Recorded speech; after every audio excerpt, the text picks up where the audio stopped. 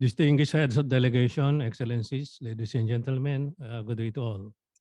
I will begin by emphasizing the complexity of the anti-drug campaign, which we continue to implement in the Philippines using the whole-of-nation approach.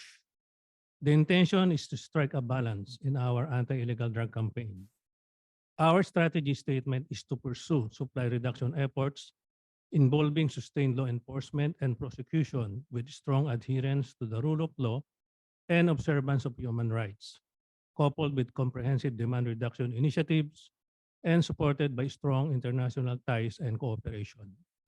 While the world drug problem is a common and shared responsibility of all nations, we highlight each state's sovereign right to determine the best approach to address its drug problem, taking into careful consideration the historical, political, economic, social, and cultural context and norms.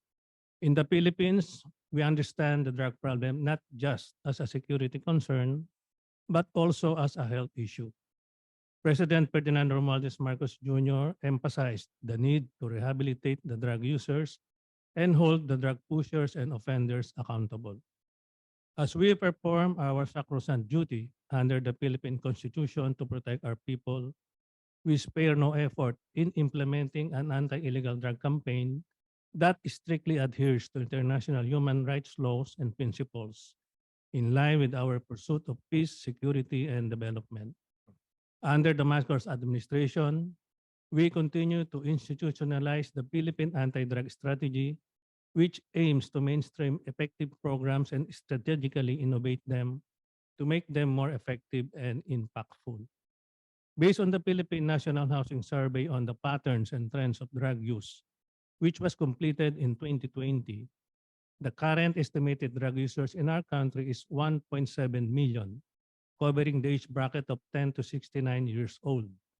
The main choice of abuse, methamphetamine hydrochloride, locally known as shabu, which enters the country through major avenues like the seaports, international airports, mail and parcel services, and the vast expanse of the Philippine coastline.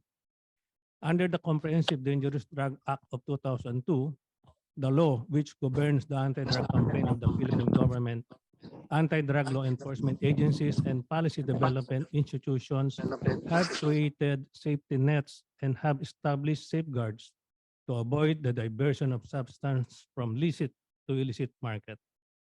Our focus campaign has led to the surrender of more than 1 million drug users. Recognizing that communities are at the center of all our anti-drug efforts, we are also implementing the community-based drug rehabilitation program through a voluntary referral system to treatment, rehabilitation, reintegration, and aftercare modalities. Acknowledging the important contribution of civil society as a partner in the fight against illegal drugs, our government agencies work with the academe, religious sector, the youth, in the development of prevention, civic awareness, and advocacy programs. Rest assured that the Philippines will support efforts as countries through the initiative of the United States launch a global coalition on synthetic drug threats. With our serious commitment, we can maximize the coalition platform to strengthen cooperation with counterparts through exchange of information, provision of capacity building measures, among other approaches. In closing, please accept the warm felicitation from the Republic of the Philippines. Thank you very much. Secretary.